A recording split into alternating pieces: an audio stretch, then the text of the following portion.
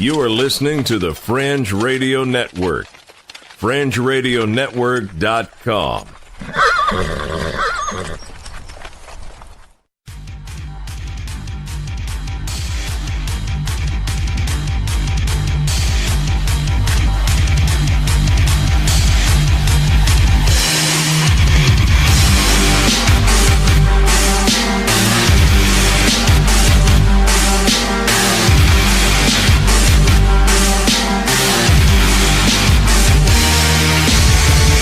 You're listening to Earth Oddity, a weekly odyssey into all the oddity planet Earth has to offer. And now, serving it up are Christopher Tiny Sullivan and John Long. Welcome, everybody, to another episode of Earth Oddity. We thank you so much for joining us, whether you are trying to not have to pay tolls to get into a Chinese zoo or whether you are suing Yale fraternities. We thank you so much for joining us. I am joined by the world's biggest Birmingham Iron fan, John Long. How you doing? For John, I'm doing great. I'm doing great. Love the Iron. Lifetime fan of the Birmingham Iron, who have never lost a game. Just like to point that out to everyone out there who roots for other teams, that my team's better than yours. They are. Yeah, most definitely. But really, I'll just use this time to make my plea to everybody. I honestly have not followed the Birmingham Iron more than just watch their games on TV. I want to make the team think that I'm the biggest Birmingham Iron fan in hopes that they'll recognize me at a football game or something. Well, don't sell yourself short, John. I think you actually, in real life, might be, yeah, I might be the world's biggest Birmingham Iron fan. Hey, they had 17,000 people at the game yesterday, announced attendance, because I could not be bothered to attend, even though I'm a huge fan, love them. So I would say, if you listen to this, if you have any way to get in touch with the team, or maybe just tweet the team or whatever and say, hey, John Long is your biggest fan. He loves the Iron. He bleeds black and silver. Yeah, he bleeds black and silver. Black and silver. Longtime Iron fan. And maybe at some point in time, I can get them to I don't know, announce me during a football game, or maybe I get my picture made with Trent Richardson, and my buddy Jonathan put that up. He's like, I could see you and Trent Richardson back to back, Iron sharpens iron. Iron sharpens iron. Yes. Which would just be, to me, it would just be a huge joke. So let's see if we can make that happen, if you feel willing to help me with that. And it would be helpful if you do tweet at the team to mention you heard about the team on the Earth Oddity podcast. Oh, yeah, that's even huger. I didn't even think about that. If they find out that, hey, this guy's talking about us on his podcast. That's right. Oh, yeah. that could be huge. They may want to advertise. What if we could get Trent Richardson on the podcast? Oh, man. And I'll be like, hey, Trent, why did you forget to run the ball when you left Alabama? What happened there? You were really good, and now you're really not good. He can't see when he runs or something. I don't know what the problem is. Got tackled by his dreadlocks, though, during the game. That was cool. Well, in college, he didn't have to. He pretty much just ran through people. Yeah, right. So maybe that's what happened. I don't know, man. There was a video, a video from the first game in which they were doing a play, and he was running directly into the offensive and defensive lines from guard, center guard, and right tackle, and from the right guard to the left. From the left guard to the left tackle, there was maybe a 20-yard hole he could have ran through. And he just plows into the back of his offensive line and gets tackled. That's how he does it, though. For a 2-yard gain. But anyways, yeah, what if we could get Trent on the show? That would be awesome. I would not disrespect him like that, though. I would only talk. Only behind his back would we ever talk about him like that. I would never say it to his face as he would crush me. But, I would definitely talk about how awesome he is and how much I love him as a lifelong Birmingham Iron fan. How much he means to me and the city of Birmingham. And the city of Tuscaloosa. Yeah. So if anybody out there listening has any contacts or just wants to help out, send a message to the team in some way, that would be really cool, because to me it would be pulling off the ultimate joke. And, what if they give me a plaque or something on the 50-yard line? I would make an Earth Oddity T-shirt and wear it, So let's see if we can do that. Let's do it. Yeah, that'd be awesome. And we have talked about the AAF Probably more than most podcasts. I would say probably more than most podcasts. More than ESPN has, I guarantee you. Yeah. So, I mean, we might be the leading AAF podcast that's out there. Hey, man, we're doing what we can. Right. So anyways, if anybody wants to help or would be willing to help, do it, because it would just be funny to me. Does anybody else think this is funny? Because this is no joke. Yeah, right. I mean, even if you don't think it's funny, I think it's funny. So it would just be funny for me. Let's get it kicked off. Yeah, do you have any good stories this week? Like they don't do in the AAF because they don't kick off or have extra points, PATs. So, right. I got some really good stories. I'll start out with my first one. It's the story of true love. We're right past Valentine's Day as we record this. How was your Valentine's Day? You know what? Thursday, which was Valentine's Day, I got a stomach bug. Ooh. And my wife, when it comes to any kind of sickness, she grabbed the kids and fled. Left. Like it was a domestic abuse situation. She got out of Dodge. Okay. So I spent the entire weekend catching up on Netflix and playing video games. Nice. And that's all I did. Okay. Yeah, Deidre worked Thursday night. I cooked dinner, chicken nuggets, and I fried some okra. So that's romantic right there. It is romantic, I have to say. A real romantic. And then we put the kids to bed, and she went to bed soon after, and I stayed up and played a little bit of Red Dead Redemption until I got sleepy, and then I went to bed. But she had to work the next day. I mean, I did too, but can't get too crazy when you got to get up the next morning and go to work for her. I mean, for me, it wouldn't have mattered. I'm the Minute Man. I mean, Minute Man's the wrong. Minute Man's the wrong term. I'm always on the ready. Okay. So to speak. Anyway, so true love. Back to true love here. Snake bites man, man bites wife, so they can die together. But the wife survives. Okay. Really? The wife survived a bite from her husband. Right, yes. Huh. This comes from India, which is like the Florida of Asia. And it says, a man in India who was attacked by a poisonous snake bit his wife's wrist because his final wish was for them to die together. Huh. I wonder if that was her final wish. I don't know. Shankar Rai was asleep in his home in, you're going to love this, Samastipur district, around 60 miles north of Patna in the state of Bihar. I know right what you're talking about. Everybody does, man. When he was attacked by the serpent. By the morning, his condition had worsened. Fearing he did not have much time left, he held his wife, Amiri Devi's, hands and said he wanted them to be united in death. Huh. It's definitely like Romeo and Juliet with curry sauce.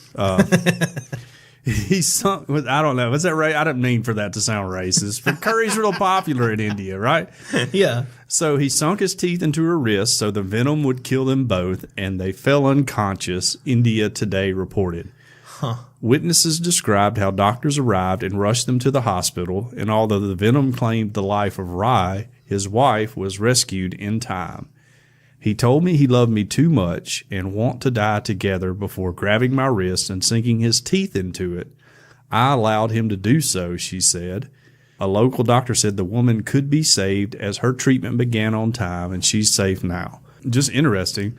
The WHO, the World Health Organization, says that more than 2/3 of fatal snake bites occur in South Asia. So, I mean, that's only 1/3 are happening in the rest of the world. So. Yeah.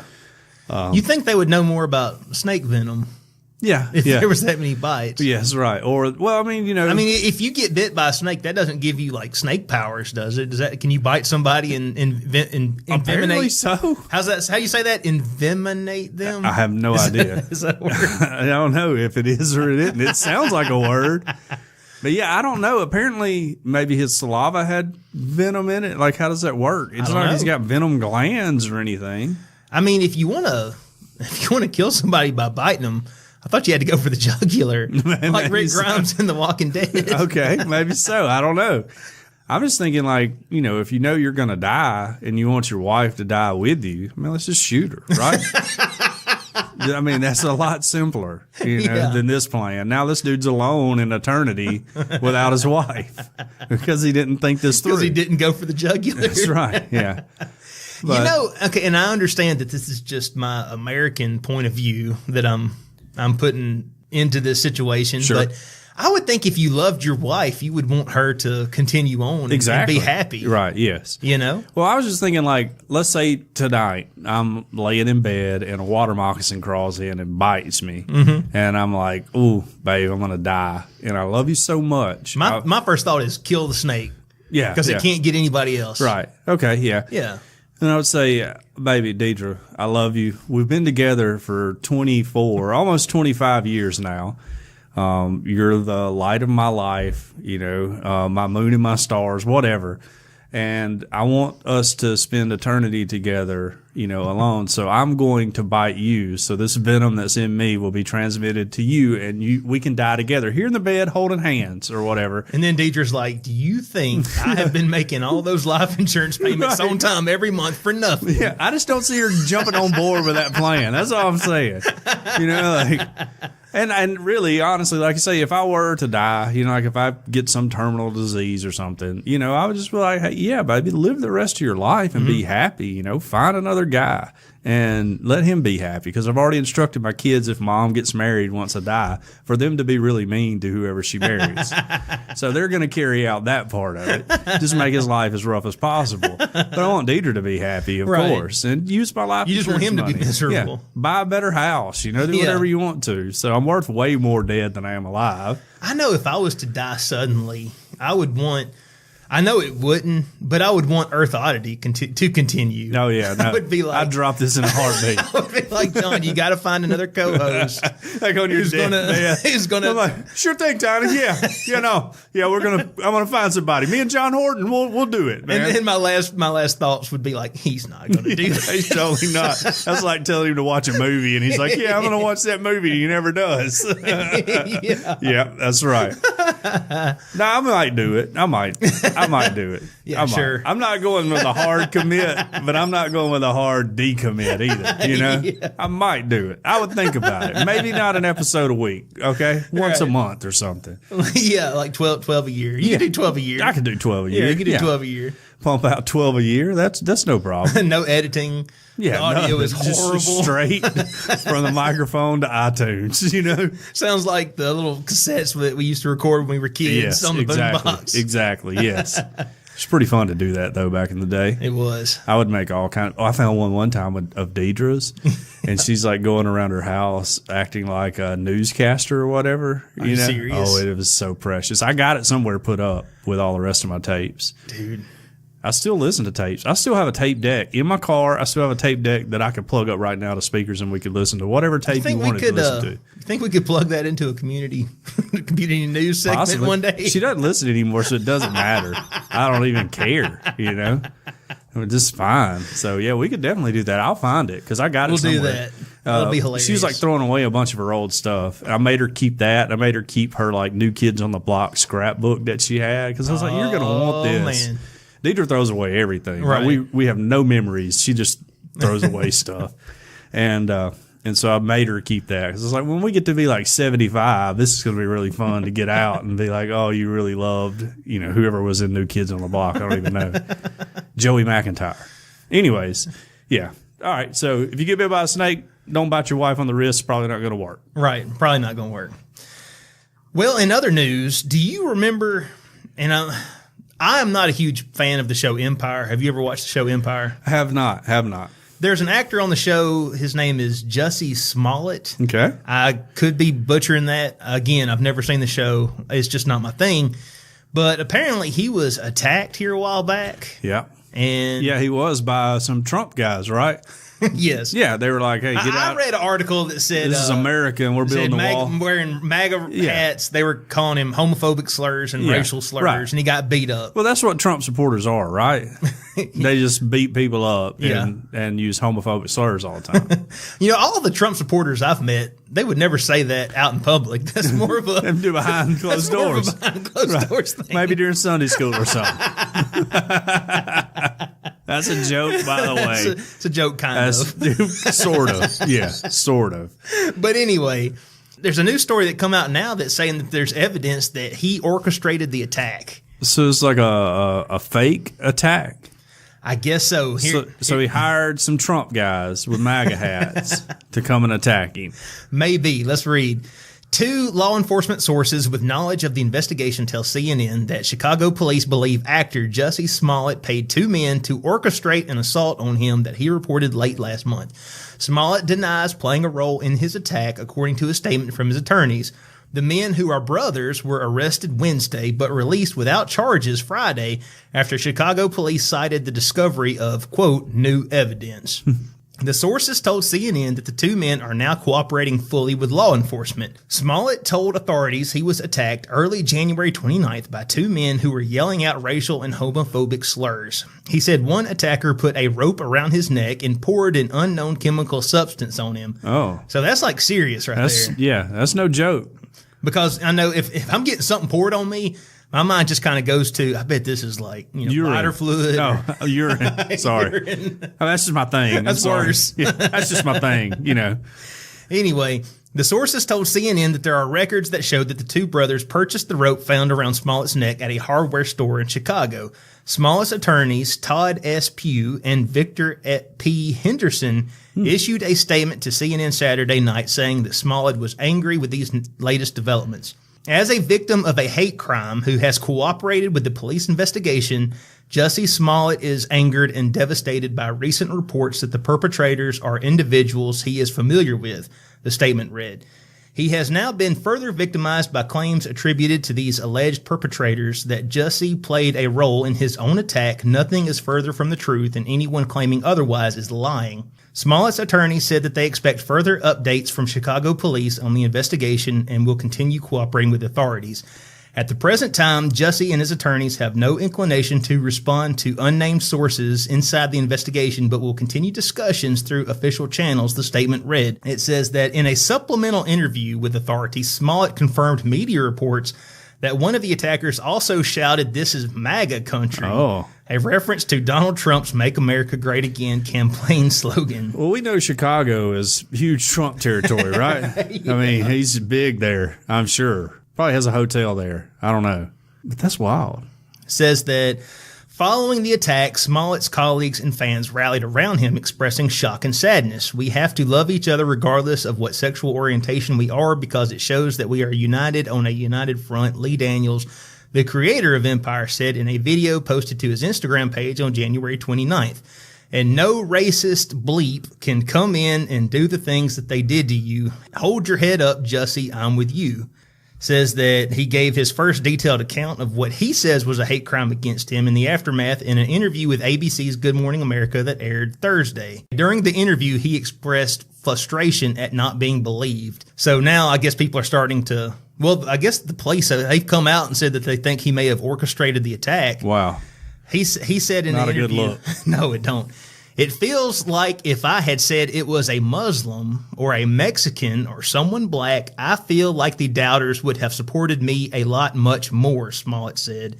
"And that says a lot about the place we are as a country right now." Well, we know Muslims, Mexicans, and black people, they're not the biggest Trump fans, right? Yeah, you would think. His story's got a little hole in it there. Yeah. Right, yes. But, I mean, this is really weird. Like, I'm asking myself, is this Munchausen syndrome going on here? Like, why? Oh, yeah, I don't know. Why would you do this? I don't know. Unless you were just trying to get publicity or maybe some sympathy. Yeah, maybe. And again, just so everybody knows, like, I don't think anything is final. This is just what the police said that they think is going on. I've pretended to not know about the story, but like I've told you earlier, we have a mutual friend on Facebook who has kept everyone updated on this. Very vocal. Very vocal. Extremely vocal. Yes. And I saw one of the things said that he may have been canceled, like his part may have been being written off of this show. And so this is a way for him to get a little publicity and to get another gig or something. And also stoke the political fires in America. Sure, yeah. At the same time. Right, yes. But I will say, and this goes for anything in any situation, I have no sympathy for people who perpetuate fake hate crimes. Because there are plenty of real hate crimes happening. And they're horrible. And they are definitely horrible. And all this does is lessen those people's stories or causes people like our mutual friend Yes. to doubt the next real hate crime. So if some Trump guys really were to go beat up someone. So like next time an actor gets, beat up and called homophobic Right. and racial slurs yeah. and by guys wearing MAGA hats, Right.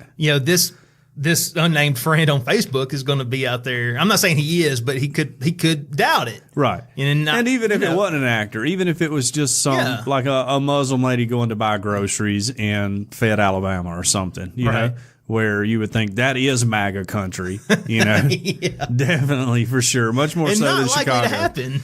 Not likely to happen at all. But if she were to come out, then this guy would be like, she's making it up, because this other dude did, Right. So I don't think that's good. It's definitely not a good look for this guy. Gonna probably not help his acting career any, although we do have a tendency these days to, what's the best way to put it, that people who make dumb mistakes, we kind of glorify them in a way. But I feel like becoming more famous. I feel like you got to come out and say you're sorry, though. Absolutely. I mean, you can pretty much do what you want to. Right. If you say you're sorry, we're not always, but a lot of times quick to forgive. Yeah, very much so. Especially if it's someone who's not white. Right. Or conservative. Yeah. Well, I mean, I will say Jimmy Swaggart's still preaching. Okay. Yeah. So is Jim Baker still preaching. All right. They did some really bad things. And all of us conservative white people were like, yeah, no, they repented. It's okay. Forget about the tax evasion and the adultery and everything else. That's cool, you know? So it happens on both sides. It happens everywhere. So I don't know. I mean, and again, maybe he is telling the truth. Yeah. Because I don't know. Right. I was not there. I haven't seen the dude's text messages. Right. I don't know what was going on. No idea. I would imagine a city like Chicago would have a lot of surveillance available, though, and I know the police at one point said they didn't have any surveillance. Right. But everything the police says during an investigation isn't 100% true. That's true. That they leak out or They whatever. could be trying to flesh out the real attackers. Exactly. The real MAGA hat wearing bad guys. The real guys that are up there in Trump country in Chicago, Illinois. Right. In the middle of Trump, the heart of Trump country, Chicago, Illinois. But, if the dude orchestrated this attack, I think he needs to come clean. I think doubling down. Oh, yeah. Again, that's not gonna, if he orchestrated the attack, doubling down is not going to be good. If he did. And it's quite possibly that he didn't. Right. There are horrible people who support Trump. There are horrible people just in general in the world, regardless of political persuasion, who would do stupid stuff like this. And if it turned out to be true, I wouldn't be shocked. And if it turned out not to be true, I wouldn't be shocked either. So like I was saying, we can't always trust police during an investigation when we get information from them. And I want to go to a story here that was posted in the Washington Post. It's about some officers in Baton Rouge, Louisiana. Red Stick, that's what Baton Rouge means. It says, cops used blackface to go undercover in 1993, and now the police are apologizing. No. I just want to start off, before I read anything in this article, and as a white person, I want to say to all my fellow white people out there, don't ever do blackface. No. All right? And just because the Wayans brothers made a movie where they dressed up like white girls, actually not that bad of a movie. It's pretty funny. It is kind of funny. Yeah, I watched it in college. I was stoned, so it may not be as funny as I remember it. That doesn't give you license to do it either, okay? So because that's called whiteface. Yeah, right. Yeah. And it's completely different, all right? Yes. So I just want to get on record and say that to everybody listening. All right. Don't if you're ever like, oh, Halloween, I want to dress up as Lil Wayne or whoever. Don't. Or don't paint your face. Paint your face. Right. Like if you want to be Flavor Flav, get the clock, get the suit, get the hat, but don't get the shoe polish. Right. Yes, exactly. Don't do that. Okay. I just want to get on record and just help everybody out in case you were sitting on the blackface fence, Like, I don't know. Is this right or if it's wrong? Too soon. Yeah. Wait 100 years. Yeah, wait. Yeah. Let's keep waiting. All right. It says they used up chopped up chalk as fake crack cocaine and cloaked their white skin in blackface makeup. Oh, no. Then the two undercover narcotics officers hit the street of Baton Rouge, hoping to fool interested drug buyers in the predominantly black neighborhood into believing they were dealers. So that was the whole gist of what they did. Not only do they not know we're cops, they don't even know we're white. Then Detective Frankie Caruso told the Advocate newspaper in 1993, the year the undercover blackface operation took place. And if I could break in just real briefly, the reason we're talking about this on the show is because there's a picture. Yeah. Please, I encourage you to go to the show notes, click the link. Yeah. These two guys, they look like two white cops in blackface. Absolutely. I'm pretty sure that, yes, those people did know you were white. There is no way to look at these two guys and say they're black. You know, there's absolutely no way you can. Like, no way you can. I bet you anything they were like, yo, yo, yo, brother, would you like to buy some crack? Can I interest you in some crack? Now, 26 years later, the Baton Rouge Police Department is apologizing for the tactics after a police yearbook photo of the two disguised cops surfaced. I didn't know they had police yearbooks. You know, like, what do you do with a police yearbook? Do you get like people to sign it like you do when you're in high school or whatever? I wonder if they sign your crack. Baton Rouge Police Chief Murphy Paul, who's an African-American, by the way, confirmed in a statement Monday that the photo of the officers depicts a department-approved operation in 1993. And it was first published Saturday by the Rouge Collection, a local news site. Rouge Collection is ran by Gary Chambers, if nobody knows. Pretty famous dude down in Baton Rouge. People know who Gary is. A lot of people, he's got a little weight issue. A lot of people call him Gravy to be mean on the internet. But he's an advocate for minorities in Baton Rouge, and that's what his publication's all about. The police chief went on to say, blackface photographs are inappropriate and offensive. They were inappropriate then and are inappropriate today. The Baton Rouge Police Department would like to apologize to our citizens and to anyone who may have been offended by the photographs. Now, I'd like to say, if the guys that bought the crack are still in jail, we might need to go find those guys and apologize to them. You know, I would like to ask them, why did you buy drugs from these two clear white police officers dressed up in blackface? And one of the guys has on like a whole denim outfit, like denim jacket, denim jeans. You know, I know it was the 90s, but even then, black people have more style than that, you know? Not like, he looks like a rancher with his face. Anyways. And I thought to myself, okay, clearly the only areas of Baton Rouge where this sting operation is going to work would be like in the suburban, like predominantly white suburbs of Baton Rouge, you know? Yes. Clearly nobody in the more urban areas of Baton Rouge would fall for this. Right. But apparently they were. Well, so it makes me wonder, well, is that a testament to how successful the operation is, or is that a testament to just how desperate it's the power of cocaine will make you? Yeah, the power of crack. Yeah, I think that's probably true.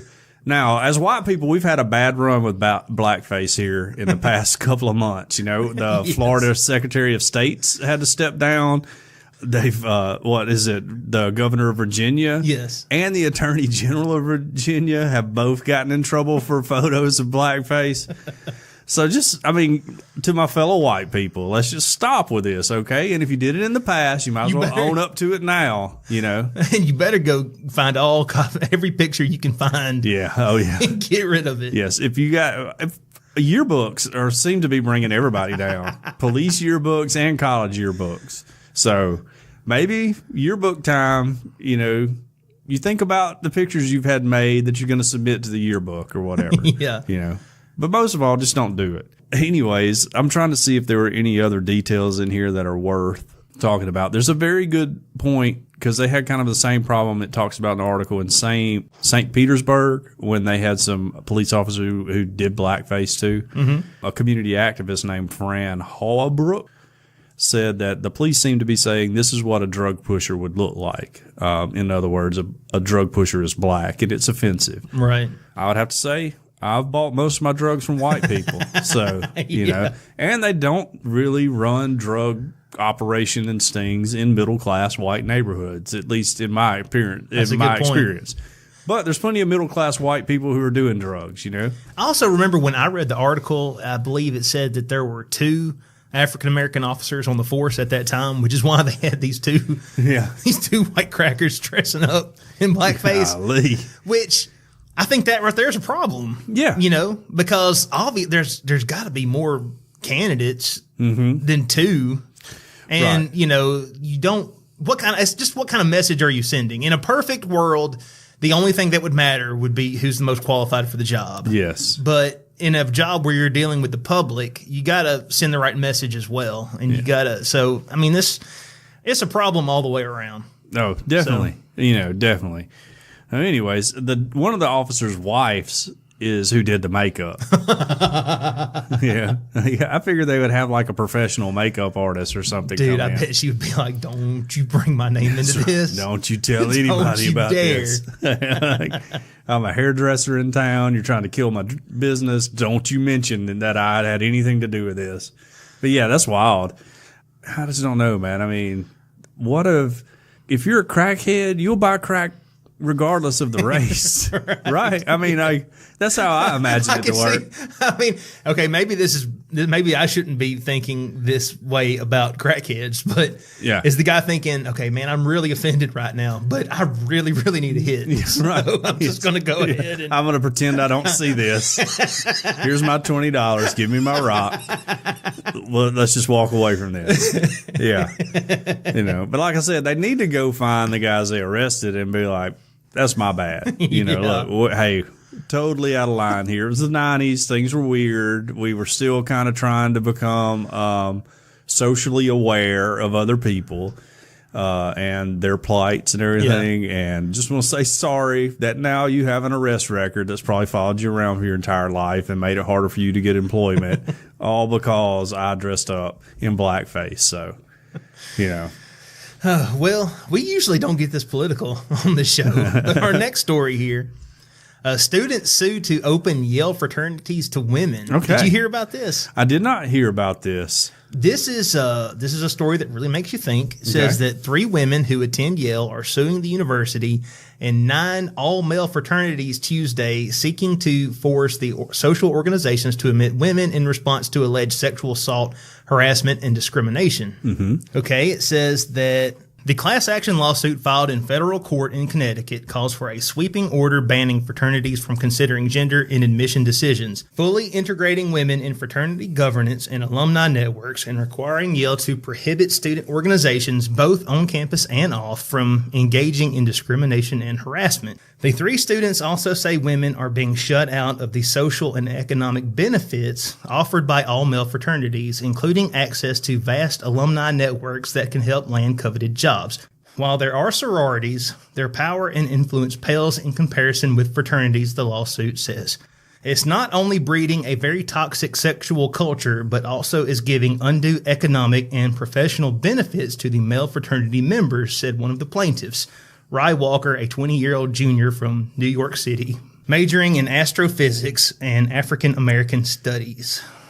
A Yale spokesman, Tom Conroy, said that he did not have a comment on the lawsuit, but he pointed to a message shared last month by Yale College Dean Marvin Chun, who described a review of allegations of a sexually hostile climate at the Delta Kappa Epsilon fraternity and the school's efforts to bring about more social opportunities for students on campus. Deeks are always a problem. Yeah. The 3 plaintiffs were denied membership to fraternities. They were groped at fraternity parties and know other students who were sexually assaulted or harassed at frat parties. Okay.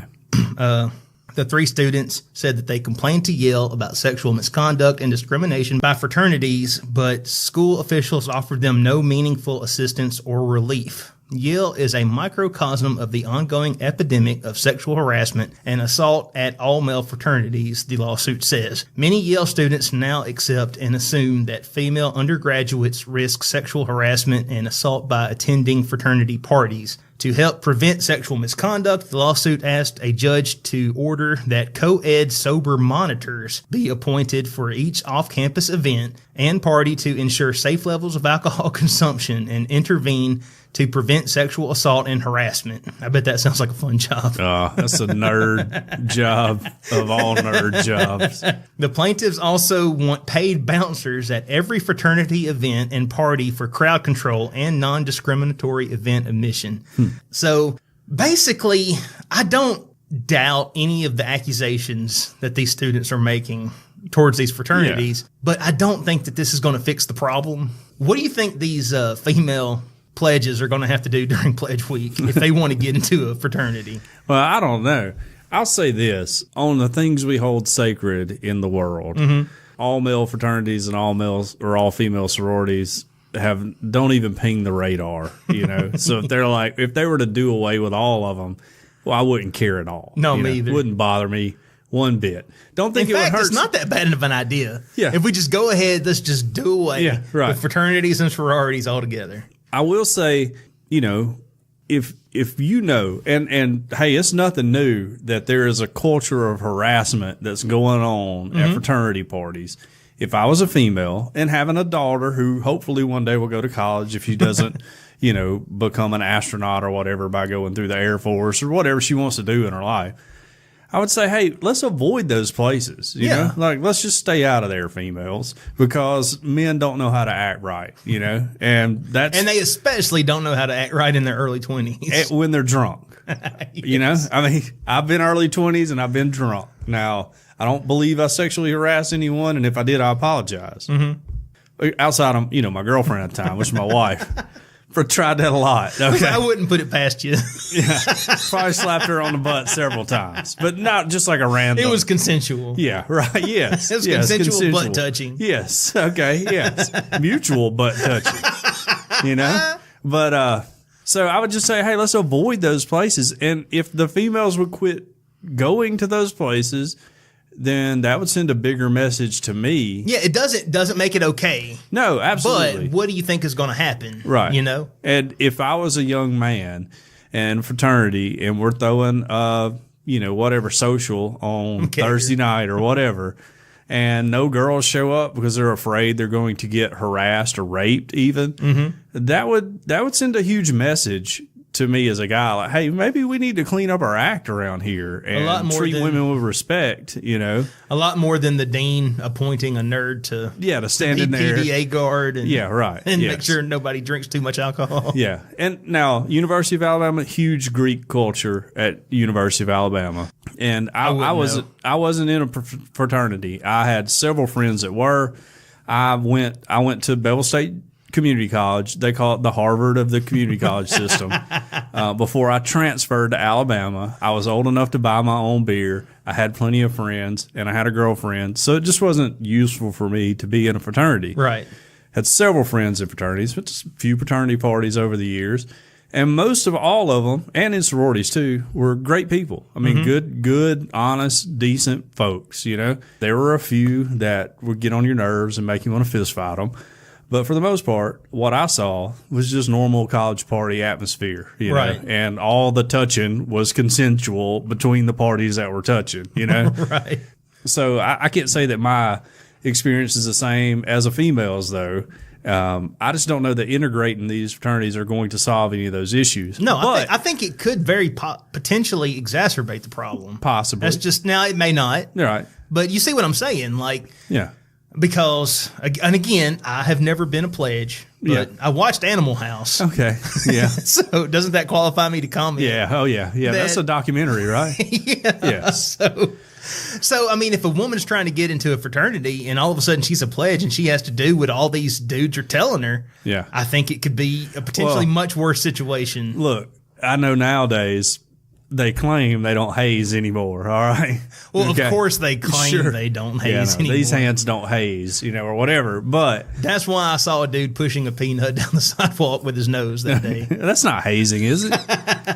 But yeah, I mean, if Yale comes out tomorrow and goes, hey, we're letting women in fraternities, I'll be like, All right, good deal. I'm not going to be outraged by it. My first statement is going to be, what sorority can I join? Well, that's what I would say. If I was a guy and they I would were much rather be in a sorority. well, I mean, but if I was in a fraternity and they're like, hey, we're integrating your fraternity and now you have to have females in your fraternity, I'd be like, okay.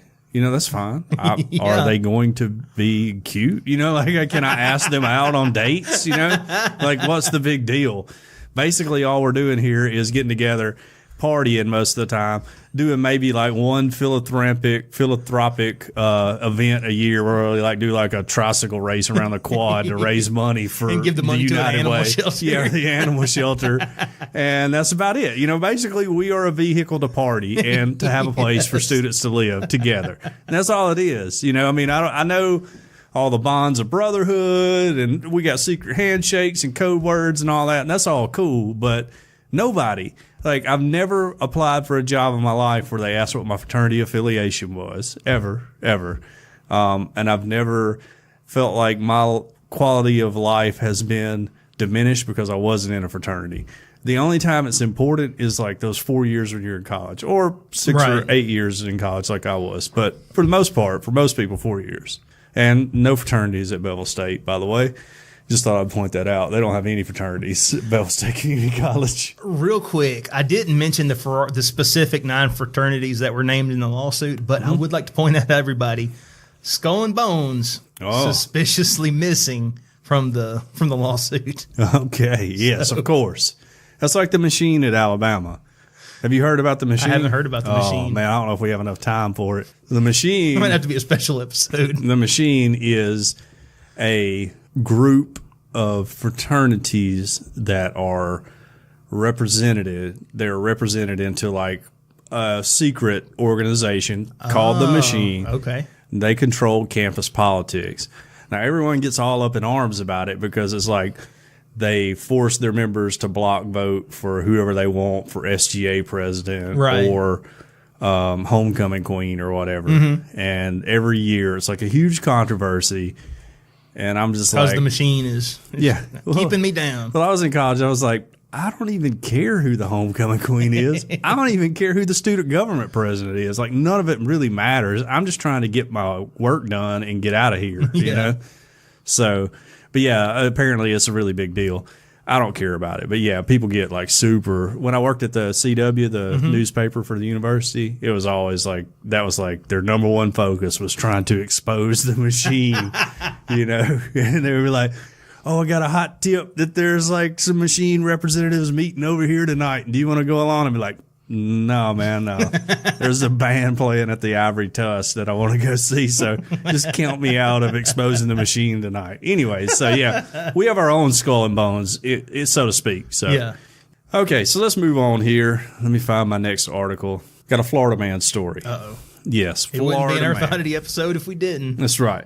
And this is kind of a companion story to the one we did maybe a couple of episodes ago. If you hadn't caught that one, just go back and listen. You'll find it. It's a really great episode. I think that's the one that Nicolas Cage was on. Okay. Yeah. Florida man caught caught on camera licking a doorbell. So if you remember a few weeks ago, we did a story of a guy who licked a doorbell for 9 hours or something crazy like that, right? I don't think it was 9, but it was several hours. It's more hours than you need for licking a doorbell. I don't think you really need 1 hour. Yeah. So no, it was weird. Yeah, I think I could do my job in 10 minutes. In 10 minutes of doorbell licking, I'd be good, right? I really admire your stamina that you can go that long. Had a lot of practice, so to speak.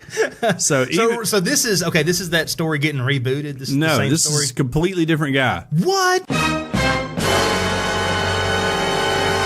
Completely different state, I think. I think the other guy was in Arizona or somewhere. Yeah. So this is from Lake Worth, Florida. Oh, man. Even if you don't know this Florida man, his face can ring a bell. That's because he approached a house in Lake Worth and he licked the video surveillance doorbell at least 7 times. Ring Video Doorbell's motion sensor started the video recording when the suspect stepped onto the property, and the doorbell technology sent a notification to the homeowner's phone. and the homeowner shared the video to Ring's Neighbors app, which updates users on local crime and safety information. In the video, the suspect appears to be carrying a stack of newspapers. So, Okay. he apparently thinks it's 1993 and people are still reading newspapers. So he actually took the extra step to look like a newspaper he's delivery doing guy. something. He licks the bell 5 times before he pauses to point to ineligible words on the page. With a line of drool hanging from his mouth, the bearded and bandana-clad man turns away, thinks twice, and turns back to the bell for more licking. Oh, no. Yeah, so another man, it was from Salinas, California, was captured licking a Ring video doorbell for 3 hours in Salinas, California back in January. So this is apparently a thing, you know? It's more than one, so it's a thing. Right, yes. Like I said, you know, the internet is a wonderful tool, right? It's a wonderful tool. Everybody loves the internet, but the downside of the internet is it allows weird people to get together. So beforehand, pre-internet time, if you got off on licking doorbells Or doornails. Or doorknobs or anything, you kind of kept that to yourself. You know, you didn't know that That other people were into it. So I feel like there is a whole like fetish out there of licking Ring doorbells or whatever. I don't know, but Man. this would lean to me to think that there's a, you know, doorbelllickers.com website forum out there that they can get together and talk about getting their jollies from doing this, because why else would you lick a doorbell? I don't know. I mean, and they specifically know, like the Ring doorbell, have you seen them? It's obvious there's a camera on there. It's not like it's hidden. So they know they're on camera, which kind of puts like a whole like voyeur thing into it too. So I'm just saying, I'm calling it now. Doorbell licking's the next big fetish. Is it a social media challenge, maybe? Oh, it could possibly It could become that. It could morph into that. Yeah, definitely. Well, John, we here at the Earth Oddity podcast, I feel like we are about solutions and we are about answers to questions. Right. So what could we do to maybe fight this, or maybe at least combat it in some way? I would say, number one, everyone needs to go put some hot sauce on their doorbell. Yeah, right, definitely. And two, if you ring someone else's doorbell, you might want to ring it with your sleeve. Yeah, or true. wear a glove when you do that. Right. I'm not a doorbell guy, by the way. I never use a doorbell, ever. I hate doorbells. I feel like if you're taking a nap, all right, I can knock. Yeah. You know, to where if you're awake, you can hear me, but I'm not going to wake you up, you know, because I don't want to ruin anybody's sleep. That's the worst thing in the world. But the doorbell is just that one volume, and it's going to wake everybody up. You know, personally, I'm into door knockers. If I'm gonna, you like a door knocker? If I'm going to lick somebody's door, it's going to be lick the a knocker. You're going to lick a knocker. Okay. I'm a knocker man myself, actually. You know, I've always been a knocker man. I don't know why. I'm a knocker guy. I like a knocker. Good set of knockers, actually, you know, because I want people to know I'm at your front door, you know? Yes. Yeah. Absolutely. Yeah. Door knockers. Only talking about door knockers. Right. Yes. Okay. On that note, we are going to dive into, I think this is a good story to end on right here. And sadly, it did end in someone's death. Oh, no. Man killed by tiger in Chinese zoo after he climbed into an enclosure. Why would he do that? Was he trying to become friends with the animal? Was he trying to, get into his environment and see what it's like? No, he was trying to avoid paying admission into the zoo. Right, so he deserved to die. Okay. Got it. A tiger mauling death at a Chinese zoo is under investigation by local authorities who say that the victim climbed a fence into the tiger's enclosure. The attack occurred Saturday at a resort on Dongqing Lake in eastern China's Zhejiang province. Bring it on. A local government statement says the victim, identified only by his surname of Zhang, climbed a fence with a friend instead of buying a ticket. The statement said that, get this, his wife and his 2 children, as well as his friend's wife, they bought tickets to get into the zoo. Yeah. Because they're smart. Right, of course. And the moms were looking out for the children. Zhang allegedly passed through a wire netting and eventually climbed a wall to enter the tiger enclosure while his friend stayed back, the statement said. So Okay. he was going to see, I guess, if his other friend could get away with Just it, make it before in. he tried. Right. Says that the tiger attacked him inside the enclosure as visitors to the park apparently watched from a distance. Photos and videos shared on social media appear to show Zhang lying on the ground as the tigers encircle him. State television reported that one tiger was shot dead by local police and 3 others nearby were dispensed using firecrackers. One video, Smart move. Yeah. One video posted online shows a tiger gnawing on his body as people were heard screaming. Yeah. That's a bad scene. That is bad. You'll never forget that zoo trip if you're a kid. You know? gosh, yeah. Ever forget it. Says that he later died at the hospital. The incident drew a protest from the People for the Ethical Treatment of Animals, or PETA, of course, Sure. which said that it reflected the problems of keeping tigers and other large cats in captivity. Attacks by captive big cats on people, which occur with staggering regularity, illustrate the profound level of stress, anxiety, and agitation these animals experience every day of their lives, PETA's Vice President of International Campaigns, Jason Baker, said in a statement. Now, time out. I would say that this happens in the wild, too. I would say tigers just kill people. That's what tigers do. Yes. You know, like when God made tigers, he was like, I'm making a killing machine and you're going to kill. You can't help it. That's just what you're going to do. You know? You have to because you eat meat. Yeah, right. There's no vegan cats. Right. That was the other thing I was going to say. Do you think they fed the tigers that day after they ate this dude? If they're just like, hey, let's save a little bit on the food budget, you know? I don't know what they did, but I will say that this is China. Right. And It's- I gotta say, yeah. gotta believe it's expensive to feed a tiger. In China, they may just feed them people on the regular anyways, you know? Like, it's a wild, wild west over in China. At least that's the impression I have, right? Yeah, I don't know. Also, why couldn't we use firecrackers on Harambe? You know? I don't know. Why do we have to kill him and throw a couple of Roman candles in there? Well, maybe Harambe he wasn't scared of firecrackers. Maybe so. I don't know. I don't know. But we didn't even try firecrackers. I'll just say that. We immediately killed him, you know? So I wonder what that kid's doing now. I can't wait for like a Dateline update on the kid who fell in Harambe's If thing. that kid is smart, and all teenagers are dumb, so, Sure. Right. but he would never Ever tell anybody. get in front of a camera ever Right. again Oh, if I I was know. him. But you know, there's like his classmates that are like, that's the kid who Yeah. jumped into Harambe's enclosure, you know? Yeah. And they won't stay secret for forever. Well, I remember when that happened. There were people who were mad that the Oh, yeah. kid was alive and the Right. ape was dead. Yes, right. You know? Yeah. So, Which, I mean, you know, hey, I don't know. I don't know who you kill in that situation. Maybe just shoot the kid, you know? I don't know, man. If it's me, I would shoot all of the gorillas to I save agree. one kid. I agree. That's just me. I'm being facetious. You I know? got you. I got you. I feel like human life is more important Yeah. than animal life for But the it most does part. it does stink that we had to shoot the gorilla. Yeah, and yeah. Because it's a real pain in the rump they to go had- out there and capture another gorilla. Well, and they had to shoot a tiger too because of people being dumb. You know, like somebody wasn't watching their kid. Which, hey, I got kids and they'll get away from you in a heartbeat. You know, but if you're around like the gorilla enclosure, you Yeah. may want to make sure you got your kids in check. Okay. Now, I would say that I believe in the individual, and I think that fault ultimately lies with the individual. Yeah. You know, it's this dude's fault that he climbed in the tiger Absolutely, he's an enclosure. adult for sure.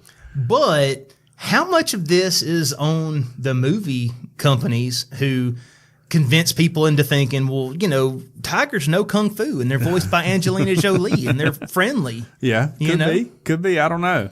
Or this Tigers dude's are not like, your friend, people. No, not at all. They will kill you in a tigers. heartbeat. Yeah, they kill. I mean, Yeah. that's just what they do. They're tigers. They kill. You know. Mm-hmm.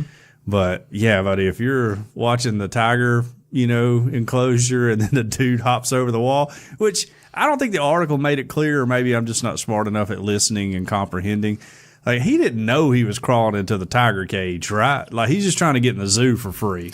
Well, it doesn't say So, like, imagine you jump over that wall, and then there's like 4 tigers there. Like Ron Burgundy, you're just like, right. I immediately regret this decision. Exactly.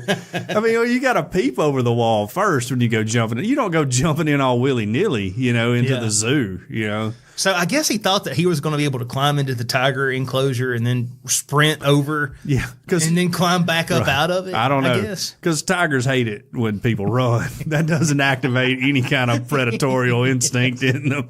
Like I would think. If you're going to try to sneak into the zoo, you need to go through maybe the bunny rabbit enclosure. Well, yeah, I think the zoo was probably like, look, guys, lay off of the fence work around the tiger cage. If somebody tries to break in, tiger's going to take care of it. And he's on the outside. And he's like, I think I can get through right here. The fence looks a little weak, and then I'll just jump this wall.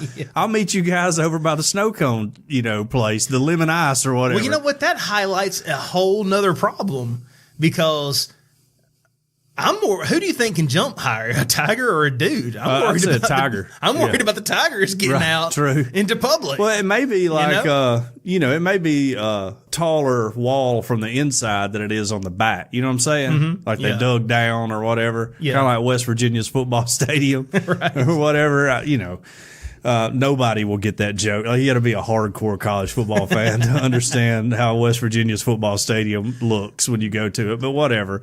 But it's like a hole in the ground, basically. Right. I feel like that's probably like it was. Maybe. It was a much further drop down, and that's what I say when he hit the ground and saw those tigers, and he's like, I ain't gonna be able to make it out of here. It's a bad idea. It's a bad idea. Really, I should have just paid the $5, $7. Yes, this is not worth my life. Yes. I don't know what I would do. I really, really wanted a snow cone from the zoo, from the zoo cafe. I was trying to take my kid to see the monkeys or whatever, and now here we are, and I'm getting eaten by tigers. Like, there's no way out of that. Like, you can't talk to the tigers and be like, hey, kitty, everything's good. Let me scratch you under the chin or whatever. That ain't going to happen. They're just going to kill you. Unless you got like a pig in your jacket that you can let go. True. Go chase him. What if we took the dude who killed the mountain lion and put him in the tiger cage? And let's just see what happens. He's got experience in killing, large cats. So. Oh, man. I don't know. He came out this week. His whole he did a press conference or whatever, which is awesome. I mean, I'm sure he's got plenty of dates now if he was lacking for them ahead of time. Well, anyway, our condolences out to the guy. I hate that he's dead, but again, our message is, dude, just pay the fee. Yeah, quit trying to. Yeah. Hey, you know what? It's probably very expensive to feed and house those tigers. We got a little bit cheaper when he got in there. And you know what? The zoo got paid. Mm-hmm. They made money on you for sure. There was at least one tiger they didn't have to feed that day. Oh, man. Oh, that's terrible. Yeah. Anyway. Is it? I don't know. I mean, the tiger's just doing tiger things, Yeah, that's true.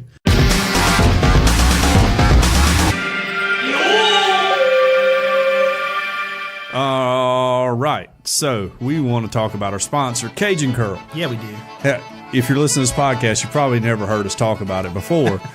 The Cajun Curl is amazing. A world famous Bayou blended Cajun Curl spice, and we want to thank them for their support. Check them out at CajunCurl.com, where you can order their Bayou blended spice and their Cajun Curl chip cutter for potatoes right there.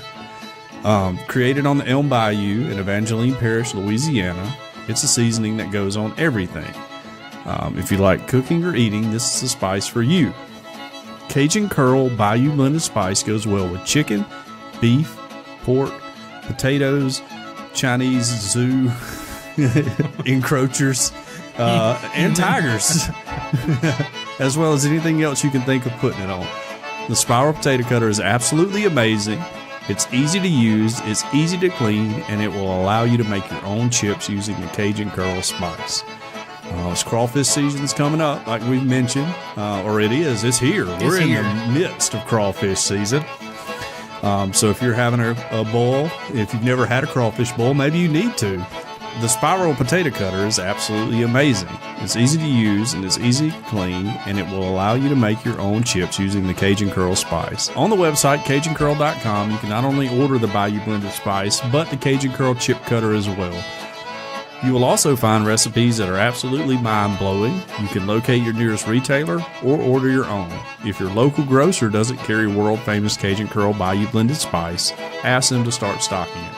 Here locally, it's available at Bowles Fresh Market, South's Finest Meats, and Piggly Wiggly on Highway 69 in Northport. That's right. Yep, the pig. All of their products are made in the USA.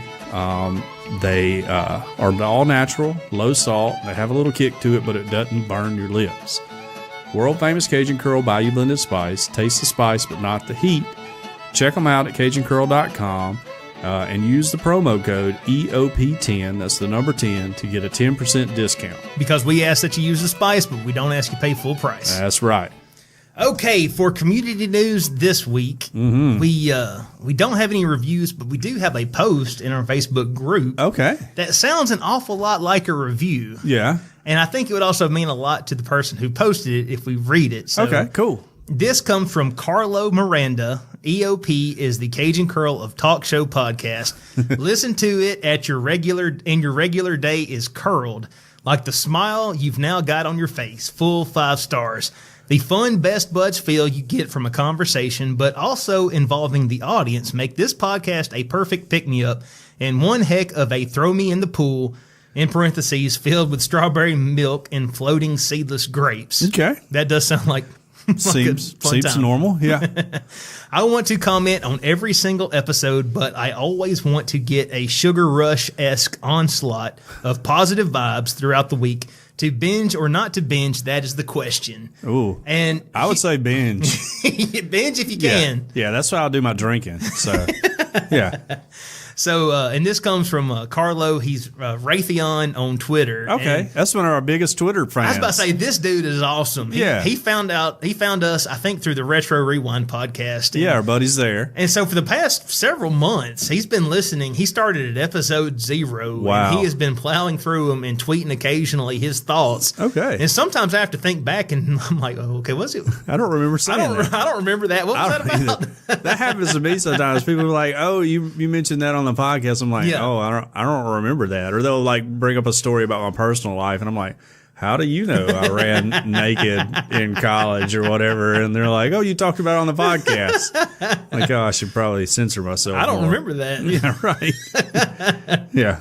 But huge shout out to Raytheon. Yeah. Man, it's people like you. Y'all are the ones that make us want to do this every That's week. right. So, yeah. I mean, huge shout out. Me and Tiny could sit together and talk about all this, but we would eventually run out of stuff to talk about. And, and so we're glad to have listeners like him and everybody else. I mean, for real, I can't say how thankful I am that we have at least one listener, but as many as we do, you know, it's pretty awesome.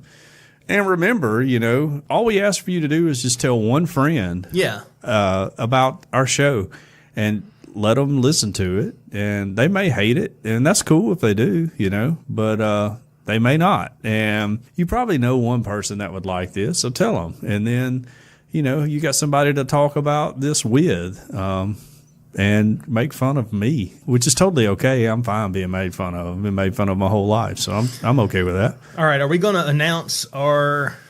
I guess is this an Instagram campaign? Is that what we're going to call this? Sure, why not? Last episode, we teased that if you had ever left us a review of any sort, that's right, you're getting a prize. Then you're getting a prize. That's and right. to send us your address, P.O. Box, if that makes you feel safer, whatever. We were flooded with addresses. Yeah. Absolutely flooded. Keep sending them in because this is going to go through the end of March, last day of March. And send in your address, and we will. Now, it may take us some time, but we will eventually. 6 to 8 weeks shipping, right? Something like that. Isn't that standard? Like that. Yeah.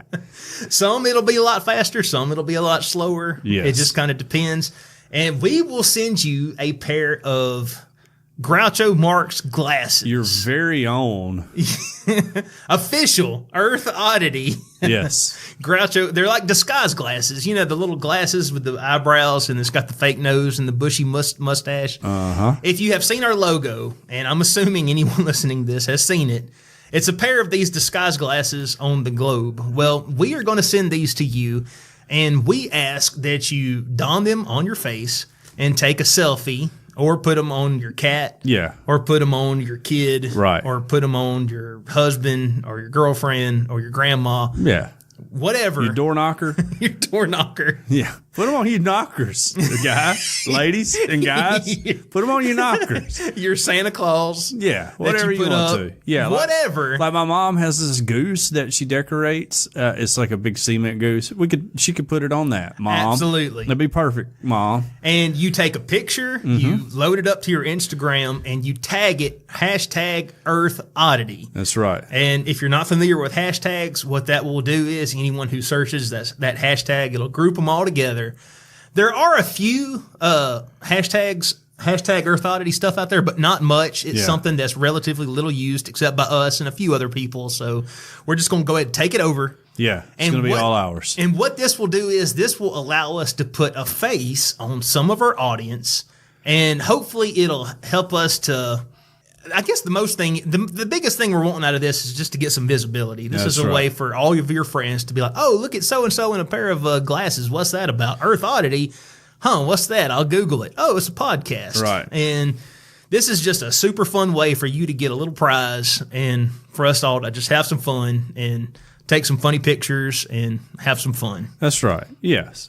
So that's all we need you to do is just get your glasses and take a picture. Yeah. You know, and put it up.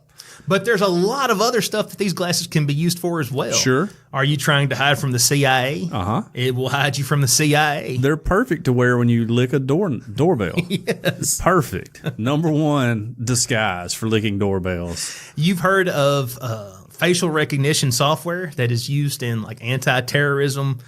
That's right.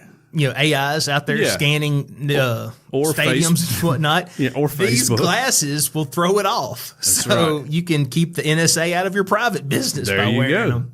Yeah, fool the government. Fool your dentist Ooh. when he won't quit sending you letters trying to get you to pay for the tooth cleaning that you got that was you owe $25 that you were short on. Yeah, your copay was short or He'll whatever. never find know? you. No. Not with these. No, yeah. Not with these bad boys It on. basically erases any bad credit you may have. So your credit score is going to go up once you take this picture. Yeah. Exactly. It's exactly what's going to happen. So send us your address or your P.O. box. We will mail you out a pair of Earth Oddity disguise glasses, and then we will have Right. some Instagram fun. And as we speak, I'm putting Tiny and my picture up on the Earth Oddity Instagram. So you can go and look and see what we look like. You'll be surprised. We're both ugly. You won't quite see what we look Right. like because we're wearing a disguise. Sure. But true. Yeah. you got a little bit of an idea. And so, and you'll kind of get an idea. And if you're not following the Instagram page, jump on board with it. Yeah. You know, I mean, we'll occasionally put out a picture. I mean, not all the time, but I did put out one this week, and now we're going two in 1 week. The past few weeks, you've been almost feel like- one a week. Yeah, so I feel like I'm doing pretty good with you're it. doing really good. I'm with getting a lot better than I used to be. You are. So, yeah. Yeah. because it's getting fun. It's not Well, it's not boring anymore. They Yeah. updated Instagram too and made it a lot easier to log in from my personal account. Yeah, So, yeah. you So- know, yeah. and Mate. that's how it goes. And that's guess- all we got to say about You know that. what? International listeners, Yeah. we'll do our best. Yeah, I'm sure we could ship it we'll have to internationally. check it out, but we'll figure something out. Yeah. I mean, how many stamps does it take to mail something to England? I don't know. I guess we'll find out. Yeah, but we can. If you send us an address, Yeah, say the to us. least Yeah. least we will do is look into it. yeah, Sadie, send your address. I'll make sure you get it. Yes, you know, absolutely. She's one of my favorite listeners. So she follows our Instagram page too, by the way. She's a cat person, so we got a lot in common, she and I. So there we go. And that cat's fixing to have a pair of glasses on it. Oh, that'd be perfect. Yeah, that would be totally perfect. Well, you have been listening to Earth Oddity Podcast, and we thank you so much for listening to us no matter where you get us, whether it's on Apple Podcasts, Google Podcasts, iTunes, Overcast, Stitcher, iHeartRadio, Spotify. We're on them all. And we're everywhere. If you would like to email into the show, especially if you want to send us your address, it is earthoddity@planetmail.net. If you would like to tweet at us, we are @_earthoddity. Yep. You like pictures? Do you like pictures of people wearing disguise glasses? There you go. You can check that out at _earthoddity. And we Yep. also have a phone number. Oh, yeah. It is 662 662-493-2059. What's that number again? 662-493-2059. We hope you all have a wonderful week. Earth Oddity for the Fringe Radio Network signing off. Love y'all. Bye.